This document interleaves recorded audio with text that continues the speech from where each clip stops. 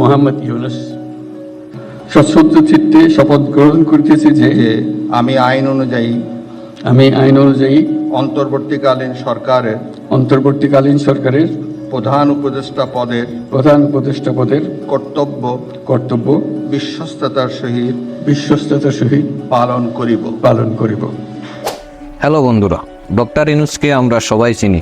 তিনি অনেক আগে থেকেই সবার কাছে পরিচিত, কিন্তু বর্তমানে ডক্টর ইউনূস একটি আলোচিত নাম, কারণ তিনি অন্তর্বর্তীকালীন সরকারের প্রধান উপদেষ্টা। ডক্টর ইউনূসকে আমরা চিনলেও তার জীবনী সম্পর্কে আমরা অনেকেই জানি না। আমার মিশন চ্যানেলের আজকের এপিসোড ডক্টর ইউনূসের জীবনী সম্পর্কে আপনাদেরকে অবহিত করা হবে। ডক্টর মোহাম্মদ ইউনূস 1940 সালের 28শে জুন চট্টগ্রাম জেলার হাটহাজারী উপজেলার বাতুয়া গ্রামে জন্মগ্রহণ করেন। তার বাবার নাম হাজী দুলা মিয়া সওদাগর, মাতার নাম সুফিয়া খাতুন। ডক্টর ইউনূসের সহধর্মিণী ডক্টর আফরোজি ইউনূস। ব্যক্তিগত জীবনে ডক্টর ইউনূস দুই কন্যার পিতা।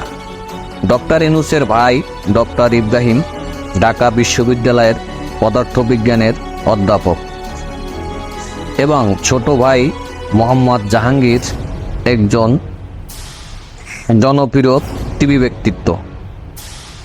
ডক্টর মোহাম্মদ ইউনূসের প্রধান বিদ্যালয় মহাজন ফকিরের স্কুল। চট্টগ্রাম কলেজিয়েট স্কুল থেকে মেট্রিক পরীক্ষায় ডক্টর ইউনূস 16তম স্থান অধিকার করে এবং চট্টগ্রাম কলেজে ভর্তি হন। সেখান থেকে সাংস্কৃতিক ও রাজনৈতিক অঙ্গনে নিজেকে যুক্ত করেন।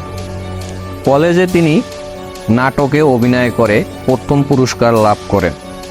এছাড়াও তিনি সাহিত্যিক পত্রিকার সম্পাদনা করেন এবং আজাদী পত্রিকার কলাম লেখা কাজে যুক্ত ছিলেন। সপ্তম শ্রেণীতে পড়ার সময় তিনি বয়েজ স্কাউটস এর পক্ষ থেকে মাত্র 15 বছর বয়সে যুক্তরাষ্ট্র, কানাডা সহ এশিয়া এবং ইউরোপ সহ বিভিন্ন দেশ ভ্রমণ করেন।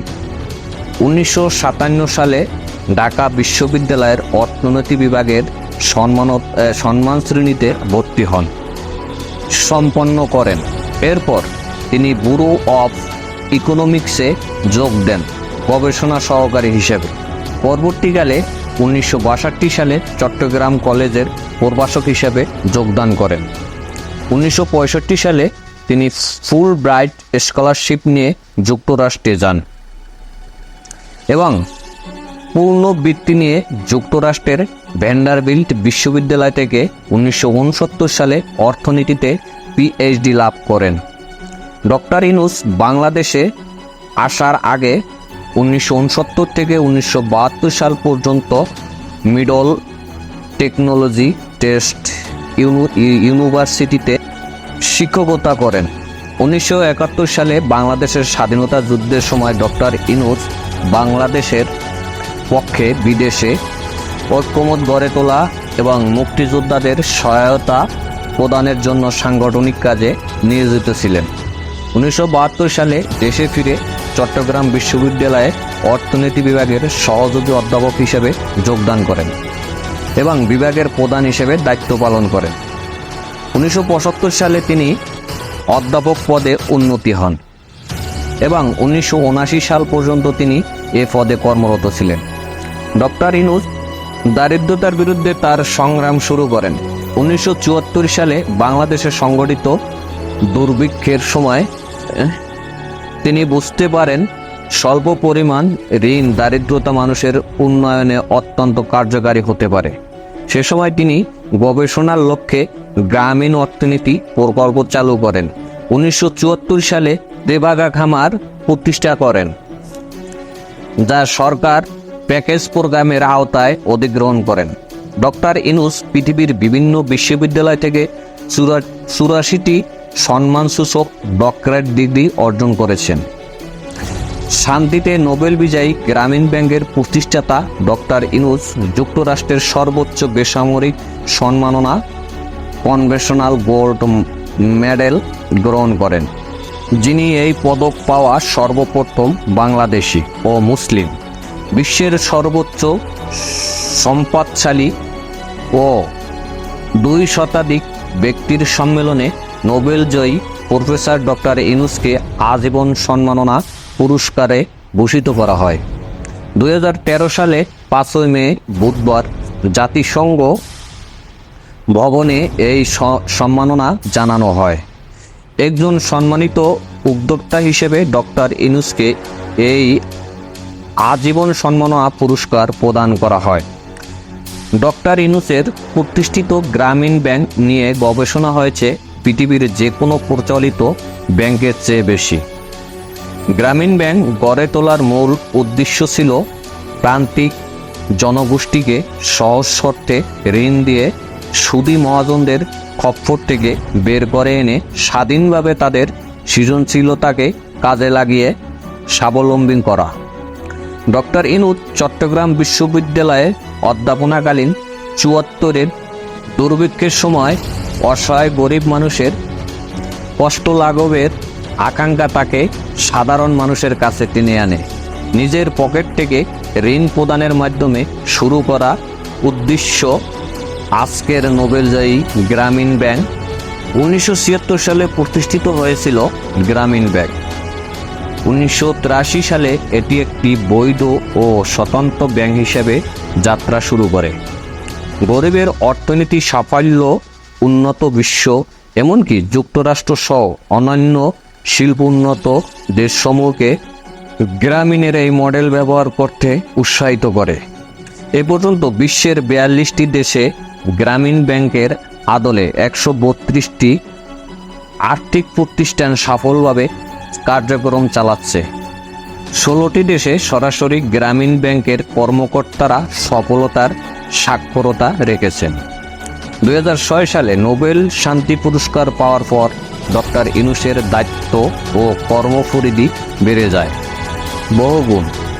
সমস্যা সমাধানের জন্য একে একে প্রতিষ্ঠা করেন বহু সামাজিক ব্যবসা প্রতিষ্ঠান ও কোম্পানি।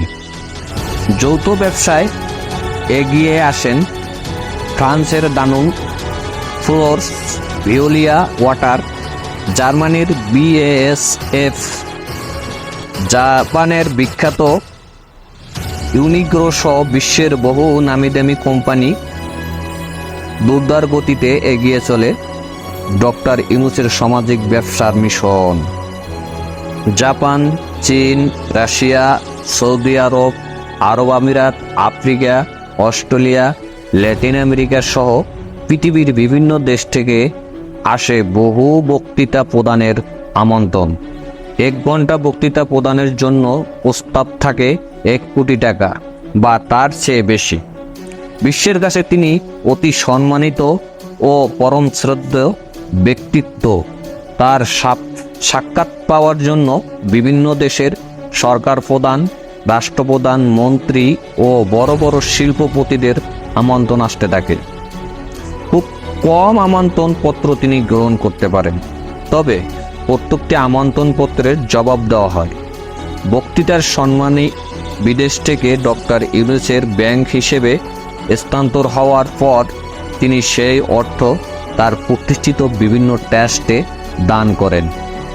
সমগ্র পৃথিবীর নামিদামি বিশ্ববিদ্যালয় থেকে প্রতিনিয়ত আসে আমন্ত্রণপত্র। ইতিমধ্যে 32টি দেশের 83টি বিশ্ববিদ্যালয় কলেজে ডক্টর ইউনূসের নামে সোশ্যাল ব্যবসা প্রতিষ্ঠান চালু হয়েছে। সেখানে গবেষণা চালু হয়েছে ডক্টর ইউনূসের কর্ম ও জীবন দর্শন নিয়ে। সামাজিক ব্যবসার নামে কোর্স চালু হয়েছে বিভিন্ন শিক্ষা প্রতিষ্ঠানে। ডক্টর ইউনূসের জীবনী অন্তর্ভুক্ত হয়েছে কানাডা ও জার্মানের মাধ্যমিক বিদ্যালয়ের পাঠ্যপুস্তকে। পৃথিবীতে মাত্র 7 জন ব্যক্তি পেয়েছেন নোবেল শান্তি পুরস্কার, প্রেসিডেন্সিয়াল মেডেল অফ ফ্রিডম ও কনভেনশনাল বোর্ড মেডেল সহ বহু পুরস্কার। বাংলাদেশে তিনি এনে দিয়েছেন বিরল সম্মাননা। বর্তমানে ডক্টর ইউনূস বাংলাদেশের অন্তর্বর্তীকালীন সরকারের প্রধান উপদেষ্টা। বর্তমানে তিনি বাংলাদেশের নেতৃত্ব দিচ্ছেন। বন্ধুরা, আমার ভিডিওটি ভালো লাগলে লাইক দিন, কমেন্ট করুন এবং শেয়ার করুন। ধন্যবাদ সবাইকে।